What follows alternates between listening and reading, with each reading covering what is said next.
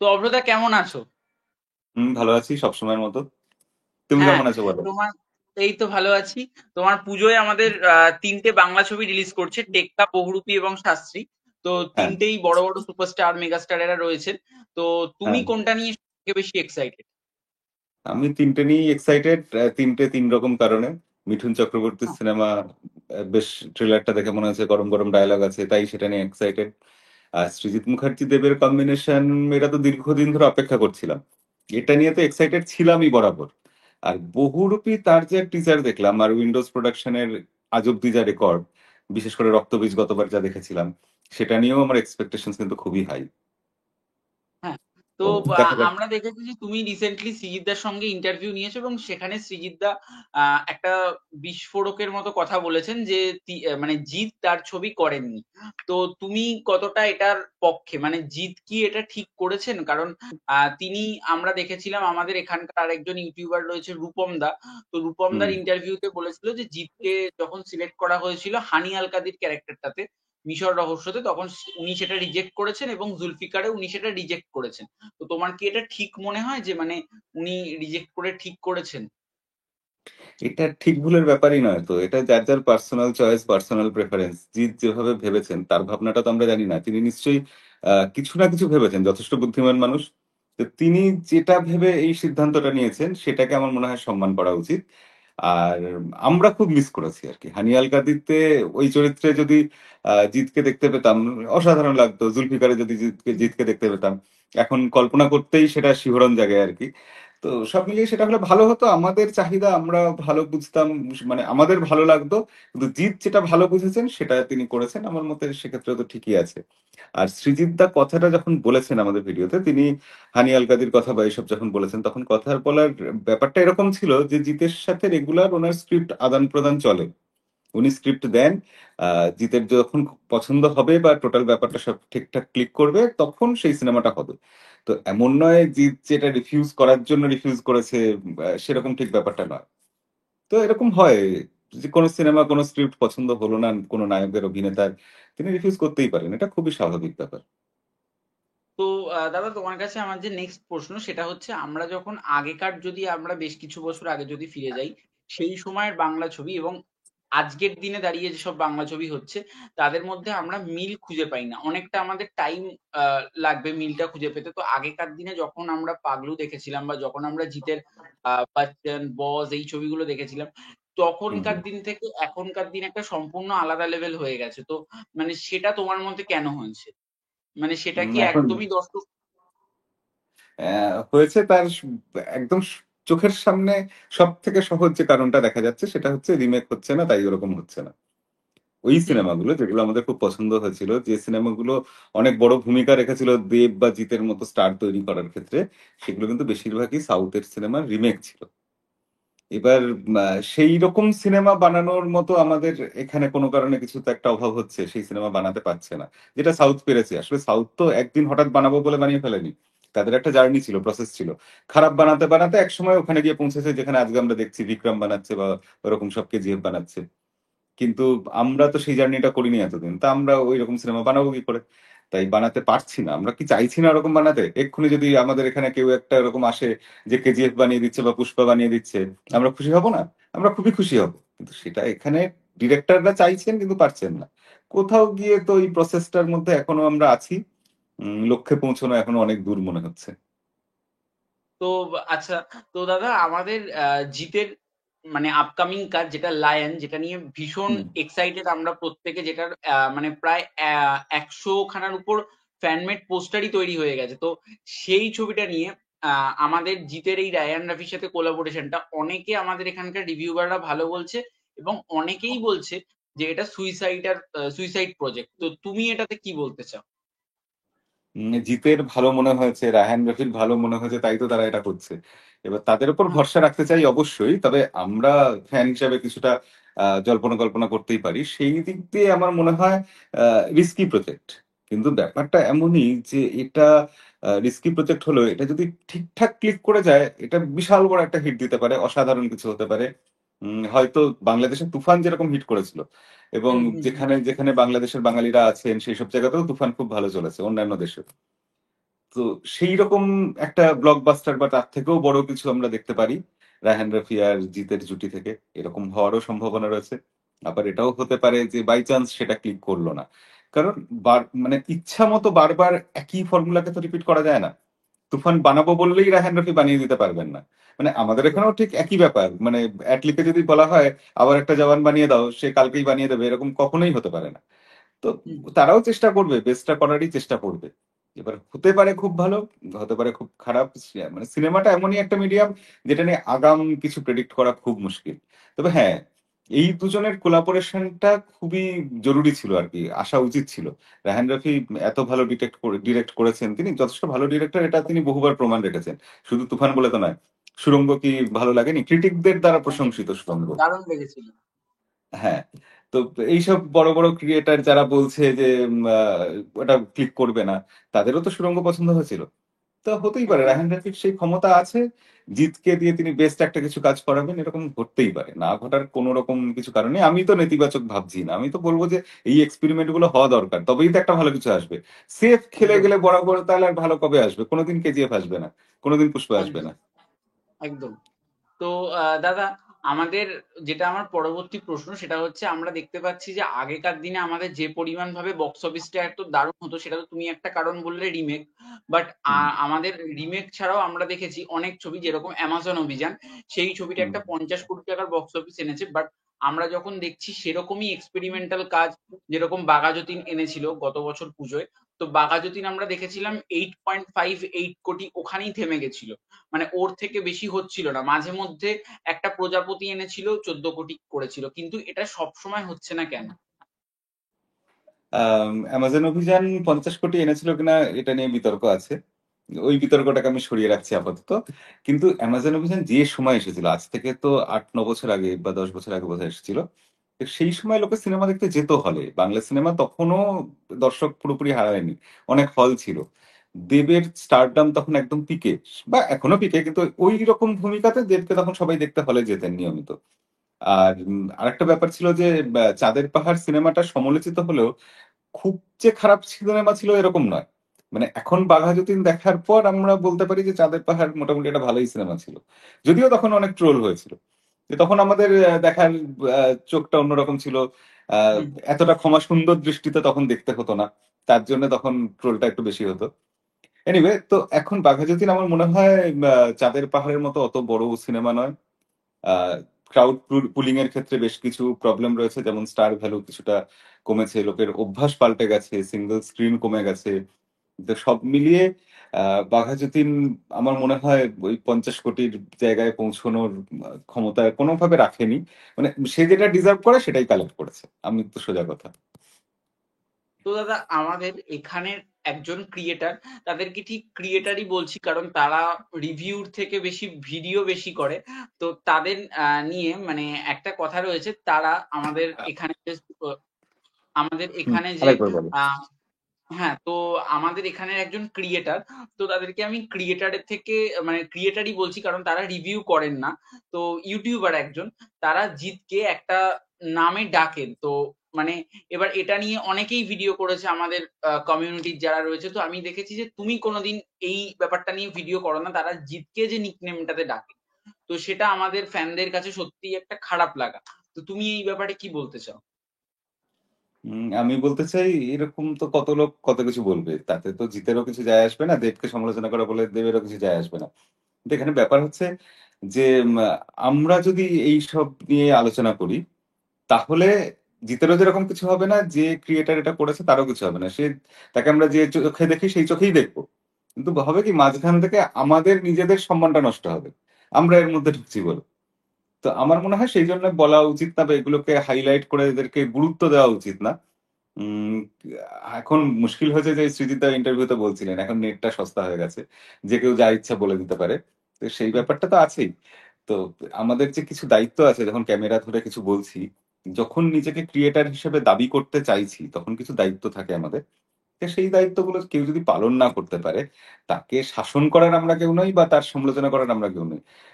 দর্শকরাই তাকে বর্জন করবেন, দর্শকরাই বুঝে নেবেন যে সে কিরকম। তো আমার মনে হয় এটা এমনি তুমি চারদিকে চোখ রাখলে দেখতে পাবে যে বিভিন্ন ইউটিউব চ্যানেল আছে, তো নানাজন নানা মত দিচ্ছে। কেউ হয়তো ফ্যান ক্যাটারিং করছে, কেউ হয়তো অকারণে বিরোধিতা করছে। তো দর্শক কি তাকে খুব বেশি গুরুত্ব দিচ্ছে? সেই চ্যানেলগুলো দেখবে যতটা গ্রো হওয়ার কথা ছিল, গ্রো করার কথা ছিল, ততটা গ্রো করেনি। আহ, আবার যে চ্যানেলে এই ব্যালেন্স গুলো রাখতে পেরেছে তারা অনেকটা বেটার করেছে, নিরপেক্ষতা বজায় রাখতে পেরেছে। তো যে কোনো কিছু রিভিউ করার সময় নিরপেক্ষতা বজায় রাখাটা এটা সবার আগে জরুরি।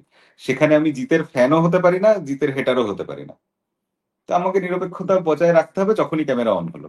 এটা তো আমি এরকমই বুঝি। তো দাদা আমরা যেটা তোমার কাছ থেকে যেটা শুনেছিলাম, তুমি যখন অযোগ্য এবং বুমেরাং এর রিভিউ করেছিলে, তুমি বুমেরাংটা তোমার খুব ভালো লেগেছিল যেটা তুমি বলেছিলে, বাট অযোগ্যটা তোমার খুব ডিসেন্ট লেগেছিল সেটাও তুমি বলেছিলে।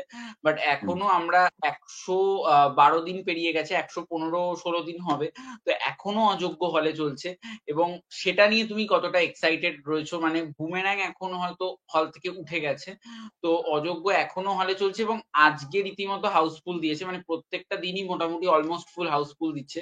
তুমি এটা নিয়ে কিছু বলতে চাও? মানে এটা কি তোমার গর্ববোধ হচ্ছে প্রসেনজিৎ চ্যাটার্জির উপর? প্রসেনজিৎকে নিয়ে এমনিতেই সবসময় গর্ববোধ হয়, কিন্তু অযোগ্য সিনেমার ক্ষেত্রে এখনো চলছে। আর বুমেরাং এখনো যে চলছে না, এটার জন্য আমার মনে হয় এটা আমাদের দুর্ভাগ্য, বাঙালি দর্শকদের এবং ফিল্ম ইন্ডাস্ট্রির দুর্ভাগ্য যে এরকমটা হচ্ছে। এটা পরিষ্কার কতগুলো জিনিস বুঝিয়ে দেয়, তার মধ্যে সব থেকে গুরুত্বপূর্ণ যেটা বোঝায় যে অযোগ্য দেখার যে দর্শক, মানে হলের সামনে গেলেই দেখতে পাবেন কারা অযোগ্য দেখতে যাচ্ছে, সেই দর্শক এখন শুধু সিনেমা দেখে। মানে তাদের এখনো সিনেমা দেখার অভ্যাসটা আছে। আর বুমেরাং যারা দেখতে পারতো বা যারা মুষ্টিমেয় কয়েকজন দেখতে গেছে, অযোগ্যর মতো অত বড় হিট তো হয়নি বুমেরাং। তো সেই দর্শকরা হচ্ছে একটু ইয়াং জেনারেশন দর্শক, সেই দর্শকরা হচ্ছে যারা ওটিটি দেখে। তো সেই দর্শকদেরকে বা একটা সিনেমা পুরোপুরি টেনে নিয়ে যেতে পারছে না, এটা কি বলবো, আমাদের ব্যর্থতা, ইন্ডাস্ট্রির ব্যর্থতা বা আমাদের সবার ব্যর্থতা। আবার সেটা যে কিছুটা নিয়ে যেতে পেরেছে সেটাও আমি বলবো যথেষ্ট বড় সাফল্য, এবং সেটা জিত বা তাদের টিমের সাফল্য অবশ্যই। তো তো দাদা অযোগ্য আমরা আমরা আমরা এখনো, দেখছি। জাস্ট একটা কথা বলে নি, অযোগ্য এখনো চলছে আর বুমেরাং এখনো চলছে না তার মানে এটা হয়ে যায় না বা এটা প্রমাণ হয় না যে অযোগ্য বুমেরাং এর থেকে ভালো সিনেমা। হ্যাঁ, তো দাদা মানে তুমি যেটা তুমি দেখেছি কোনোদিন বক্স অফিস নিয়ে খুব একটা ভিডিও করনি, মানে করনি বললেই চলে। তো আমরা আমাদের কাছে মানে আমরা যখন জিদ্দাকে নিয়ে ভিডিও করি, তো তখন আমাদের কাছে নিচে অনেক কমেন্টস থাকে যে জিদ্দার বুমেরাং এর বাজেট কত বা সেটার বক্স অফিস কত, সেটা যে হিট হয়েছে যে সেটার প্রমাণ কি? তো তুমি কি এই আজকের এই রেকর্ডিংটার মধ্যে বা আজকে এই ভিডিওটার মধ্যে তুমি কি কিছু বলবে যে এটার বাজেট বা বক্স অফিস একটা আইডিয়া? না না, এগুলো বাংলা ইন্ডাস্ট্রিতেই তো এই স্বচ্ছতা নেই, স্বচ্ছতা নেই বলেই আমি এই ধরনের ভিডিও করি না। যে বক্স অফিসে কে কত কালেকশন করলো, ওটা মানে ওই ভিডিও করা মানে কাদা ছোড়াছুড়ি করা জোর করে। আমরা কেউ জানি না আসল ফিগারটা কি। আমি বলবো এটা, আরেকজন বলবে না ওটা ভুল বলছে, আসলে এটা। এইটার কোনো মানে হয় না, ওই স্পেকুলেশনস এর কোনো ভ্যালু নেই। আর এছাড়াও আমি এই যে শুধু এরকম যে বক্স অফিসের ব্যাপারে আলোচনা করা বা রেগুলার নতুন নতুন আপডেট দেওয়া, আহ, এই নিউজ দেওয়ার ব্যাপারটা আমি এই চ্যানেলে রাখতে চাই না, কারণ আমাদের এটা ফিল্ম নিউজ দেওয়ার চ্যানেল না। অভ্র আনপ্লাগড চ্যানেল যেটা, সেটা কোনো নিউজের চ্যানেল নয়। আমাদের টেক চ্যানেলে আমরা টেক নিউজ দিতাম বা এখনো কখনো কখনো দিই। তো সেইটা এই চ্যানেলে করতে চাইনি, কারণ এখানে রিভিউ করারই চ্যানেল আমার মনে হয়। হিন্দিতেও আমি, তুমি দেখবে আমার যতদূর মনে হয় যে হিন্দির কালচারটা এরকম, যারা রিভিউ করেন, যেসব ভিডিও বানান যারা, তারাও ওরকম দিনে 10টা ভিডিও দিচ্ছেন, কি কি আপডেট আসলো সেগুলো সারাক্ষণ বলছেন। এই ব্যাপারগুলো হয় না। ওখানেও দেখবে অনেকে আছে যারা 4 দিন বাদে 5 দিন বাদে একটা ভিডিও দিচ্ছে, আমরা তো তাও রেগুলার ভিডিও দিই কিছু হলে। তো যেটা এটা এক একজনের এক এক রকম দেখার দৃষ্টিভঙ্গি।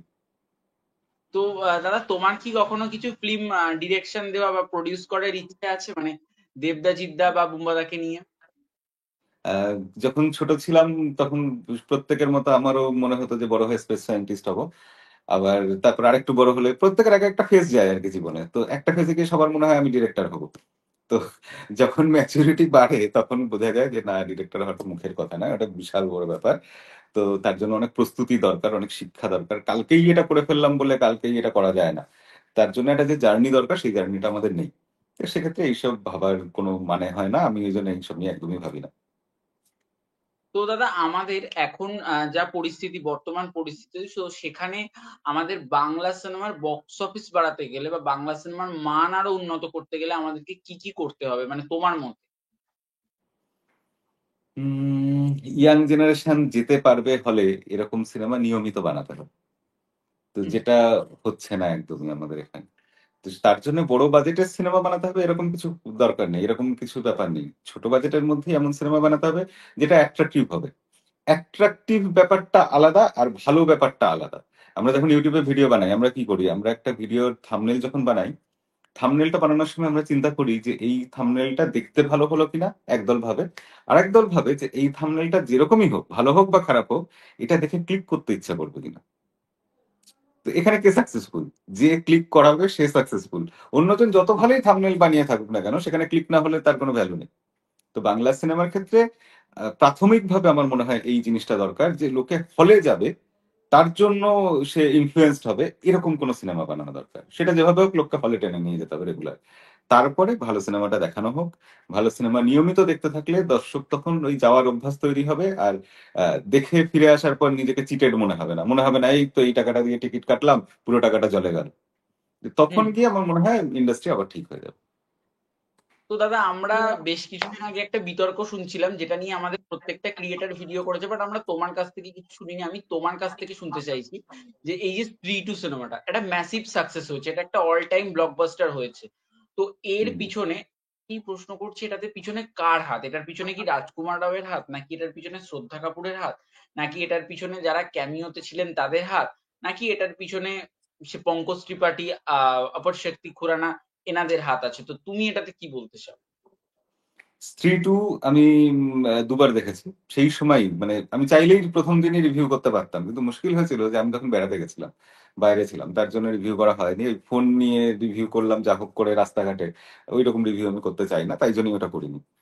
আর তার থেকেও বড় কথা, আমি তখন ভাবতে পারিনি স্ত্রী টু এত বড় হিট হবে। যদি ভাবতাম তাহলে ভিডিও করে ফেলতাম, যে ভিডিওতে ভিউ হবে ভেবে। এনিওয়ে, তো স্ত্রী টু কেন হিট করেছে সেটা যদি এখন বলতে হয়, এখন ভাবলে মনে হয় এক কতগুলো জিনিস একসাথে হয়েছে। একটা সিনেমা হিট করে যায় না কোনো একটা কারণে। প্রথমত যেটা হয়েছে যে স্ত্রী প্রথম পার্টের একটা লেগাসি ছিল, লোকের কৌতূহল ছিল যে তারপর কি হবে, কিভাবে গল্পটা এগোবে, আর বেরোবে কি করে। মানে ওখানে তো শেষ হয়ে গেছিল, এরপর কোথা থেকে আবার সেকেন্ড পার্টটাকে নিয়ে আসবে, এটা নিয়ে একটা কৌতূহল ছিল। দ্বিতীয় কথা, হরর কমেডি যে ব্যাপারটা, সেই জনরাটার এখন বাজার ভালো যাচ্ছে। তো তার জন্য সেটার একটা চান্স বেশি হয়ে গেছে। হুম, থার্ড যে পয়েন্ট ছিল যে এটা, এই সিনেমাটাতে খেয়াল করলে দেখবে যে আমাদের ভারতের মানে হিন্দি বলয় যেটা, সেই হিন্দি বলয়ের রুটেড জায়গাগুলো, তাদের কালচার যেগুলো, সেগুলোকে ঠিকঠাক ভাবে টাচ করা হয়েছে। এইটা যে সিনেমাতে করা হয় সেই সিনেমাতে দর্শক অনেক বেশি কানেক্টেড বা ইনভলভ হতে পারে। তো স্ত্রী টু এর মধ্যে সেই ব্যাপারটা আছে কিন্তু। তো সেই সব কারণে আমার মনে হয় স্ত্রী টু ভালো হয়েছে। এছাড়া স্ক্রিন প্লে ভালো ছিল। বরুণ ধাওয়ানের ক্যামিওটা ওখানে বেশ একটু নতুন রকম টুইস্ট দিয়েছে। আমাকে আজকে বা কালকেই একজন সিনেমাটা দেখে বলছিলেন যে ওখানে বরুণ ধাওয়ানের এটা এসছে, ওটা দেখে তো আমার দারুণ লেগেছে, ওটার জন্যই খুব ভালো লেগেছে, যদিও সেটার জন্য অনেকে সমালোচনা করছে। তো এরকম বিভিন্ন কারণে হিট করেছে এত বড়। তো অক্ষয় কুমারের ক্যামিওটা তোমার কেমন লেগেছে? উম কি বলবো, ওটা ঠিক আছে, দরকার ছিল না, ওটার কোনো ভ্যালু নেই, কোনো দরকারও ছিল না। ওটা লোকে হল থেকে বেরিয়ে ভুলেও গেছে হয়তো। তো আছে ওই অব্দি। তো আরেকটা কথা দাদা, যে যেটা আমরা অনেক দেব ফ্যান এবং জিৎ ফ্যানদের মধ্যেই প্রশ্নটা থাকে, তো এই প্রশ্নটার উত্তর অনেকেই দেয়নি। তো তুমি এটা কি বলতে চাও আমি জানি না, যে এই যে দুই পৃথিবী, সেটা বহু বছর আগে যখন এসেছিল, সেই দুই পৃথিবী হুম। সবাই একবার পেতে চাইছে, মানে সেরকম টাইপের ছবি আর একবার পেতে চাইছে, একসঙ্গে দুজনকে দেখবে। তখন দুই পৃথিবী একটা ম্যাসিভ সাকসেস হয়েছিল। তো এটা নিয়েও অনেকের প্রশ্ন আছে দেবদার এবং জিৎ ফ্যান ক্লাবের মধ্যে, যে এই সাকসেসটা কি জিতের জন্য হয়েছিল, না এই সাকসেসটা দেবের জন্য হয়েছিল? তো তুমি এটাতে কি বলতে চাও, মানে এই সাকসেসটার পিছনে কার হাত ছিল? রাজ চক্রবর্তীর। রাজ চক্রবর্তী দুজনকে একসাথে আনতে পেরেছিলেন, এটাই একটা বিশাল বড় ব্যাপার ছিল। এবং তারপর সিনেমাটা খুব খারাপ সিনেমা হয়নি, রিমেক নয়, তবু সিনেমাটা বেশ ভালো সিনেমা ছিল। তো সেই হিসাবে রাজ চক্রবর্তীরই কৃতিত্ব বেশি বলে আমার মনে হয়। হুম। তো দাদা আজকের আমার লাস্ট প্রশ্ন, যে তুমি একটু মানে তুমি তো তোমার দুটো চ্যানেল তুমি হ্যান্ডেল করো, এবং সেটা থেকে তুমি এবং ইউটিউবে বহুদিন থেকে রয়েছো, তোমার একটা অভিজ্ঞতা হয়ে গেছে। তো যারা নতুন এখন ইউটিউব খুলেছে বা যারা খুলতে চায়, তাদেরকে যদি তুমি একটু কিছু টিপস দাও, মানে তুমি রিভিউবার হিসেবে নয়, মানে একজন ইউটিউবার হিসেবে যদি কিছু টিপস দাও যে তাদের চ্যানেলের ভিউ তারা কিভাবে গ্রো করবে, সাবস্ক্রাইবার কিভাবে গ্রো করবে, তো সেগুলো তুমি যদি একটু বলো। আহ আমার মনে হয় এখন ইউটিউবে গ্রো করার জন্য কম্পিটিশন প্রচুর বেড়ে গেছে। তাই এমন কিছু করতে হবে, সেটা যে কোনো বিষয়ই হোক, সেটা সিনেমা রিভিউ হতে পারে বা ব্লগিং হতে পারে বা ফুড রিভিউ হতে পারে, যা কিছু হোক, এমন কিছু করতে হবে যেটা অন্য কেউ করছে না। তো এটা হচ্ছে সব থেকে বড় শর্টকাট আর কি। অন্য কেউ করছে না সেরকম একটা কিছু করলাম, সেটা লোকের ভালো লাগলো, সেটা এমনিই চলবে। আর তারপর যেটা থাকে সেটা হচ্ছে যে ওই পরিশ্রম করে আস্তে আস্তে করা, সেটা হচ্ছে যে সবারটা নিয়মিত দেখতে হবে। যারা ভালো করছে সেই ফিল্ডে, তাদেরটা দেখে তার থেকে কিছু কিছু জিনিস ইন্সপায়ার্ড হতে হবে, কপি করতে হবে, সোজা কথা। তো কপি করতে করতে নিজস্বতা এসে যাবে। এমন নয় যে তার কপি করেই চিরকাল চলবে। এবার অন্যদের সবার থেকে কিছু ইনফ্লুয়েন্স নিয়ে, বেটার গুলো, বেস্ট জিনিসগুলো নিয়ে নিজের মতো করে সেটাকে একটা কিছু করলে আমার মনে হয় চালানো খুব একটা কঠিন ব্যাপার না, সাকসেসফুল হওয়ার কোনো ব্যাপার না। মানে ইনফ্যাক্ট ইউটিউবে সাকসেসফুল হওয়া কঠিন সবাই বলে ঠিকই, কিন্তু আমার মনে হয় এটা জাস্ট ক্রিয়েটিভিটির ব্যাপার। ততটাই এটা ব্রেন গেম আর কি। যে বুদ্ধি করে যদি কেউ করতে পারে, তাহলে ইউটিউবে সাকসেসফুল হওয়া কোনো ব্যাপারই না। থ্যাংক ইউ দাদা, থ্যাংক ইউ তোমার সময় থেকে সময় দেওয়ার জন্য। আমরা পুজোর 3টে ছবি রিলিজ আছে আমাদের, মানে ভীষণ আমরা আনন্দ এই 3টে ছবির জন্য। তো তুমি লাস্টে হ্যাঁ। একটু সবাইকে কিছু বলে দাও। আর সবাইকে আর কি বলবো, পুজোর 3 দিনে 3টে সিনেমা দেখতে হবে। আমি নিজেই এখন টেনশনে আছি কবে কোন সিনেমা দেখবো আর কি। চেষ্টা করবো প্রথম দিনই 3টে দেখার, তবে সেটা পসিবল হবে কিনা জানি না। আর যাই হোক, সবাই ভালো করে পুজো কাটাবেন, আনন্দ করবেন, ভালো থাকবেন, আর সিনেমা দেখবেন, এটাই বলার আছে। আর তোমাকে অনেক ধন্যবাদ। তোমার চ্যানেলে একদম আসতে পেরে খুব ভালো লাগলো। একদম, তোমার থ্যাংক ইউ চ্যানেলে আরো দাদা। এরকম ভালো ভালো ভিডিও দেখতে চাই। ঠিক আছে, আজকের মতো তাহলে এখানেই শেষ করি আমরা। একদম একদম একদম, ঠিক আছে। Tata, good night. Okay, good night, bye, ভালো থেকো, সবাই ভালো থাকবেন। সাবস্ক্রাইব করবেন চ্যানেলটা, আর ভিডিও ভালো থ্যাংক লাগলে ইউ, একটু লাইক টাইকও করে দেবেন। Thank you, thank you.